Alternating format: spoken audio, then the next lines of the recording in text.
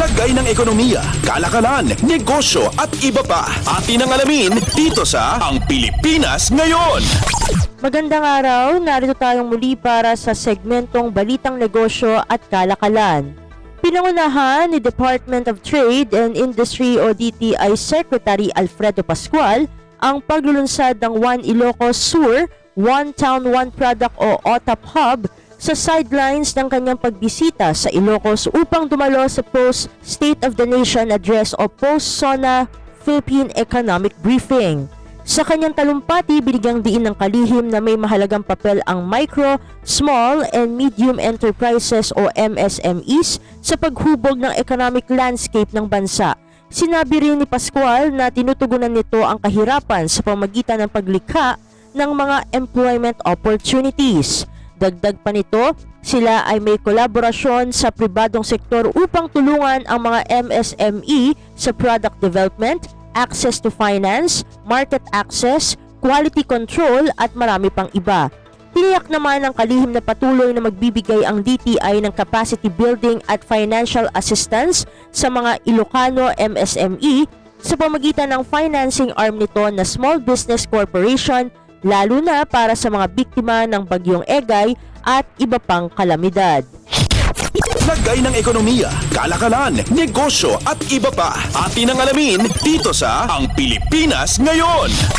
Sa iba pang mga balitang negosyo, binigyang diin ni Department of Trade and Industry o DTI Secretary Alfredo Pascual na ang pag-asa at katatagan ay ang enabling fundamentals na nagpapatibay sa Pilipinas habang inaabot nito ang inclusive growth sa isinagawang Rotary Zone 10A Public Image Congress sa Mandaluyong City.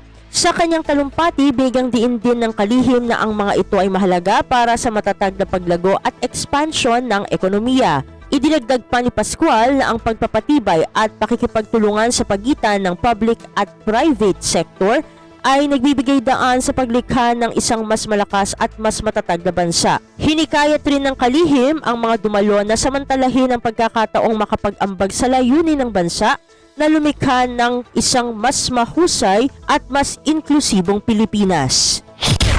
Lagay ng ekonomiya, kalakalan, negosyo at iba pa. Atin ang alamin dito sa Ang Pilipinas Ngayon.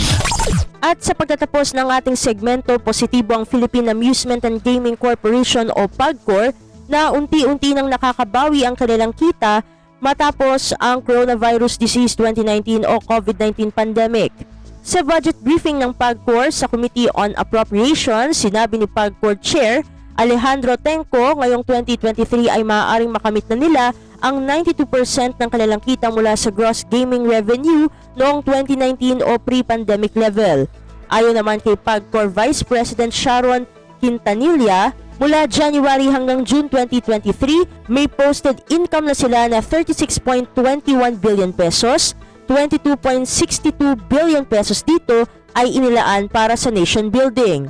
Bahagi nito ang pamamahagi ng relief operations sa mga lugar na tinamaan ng kalamidad na aabot sa 18.27 billion pesos sa Aklan, Oriental Mindoro, National Capital Region o NCR, Sorsogon at Albay. Lagay ng ekonomiya, kalakalan, negosyo at iba pa. Atin ang alamin dito sa Ang Pilipinas Ngayon. At dito na natatapos ang ating segmentong Balitang Negosyo at Kalakalan. Para sa Radyo Pilipinas World Service, ito si Steph Vicente. Muli, magandang araw. Lagay ng ekonomiya, kalakalan, negosyo at iba pa. Atin ang alamin dito sa Ang Pilipinas Ngayon.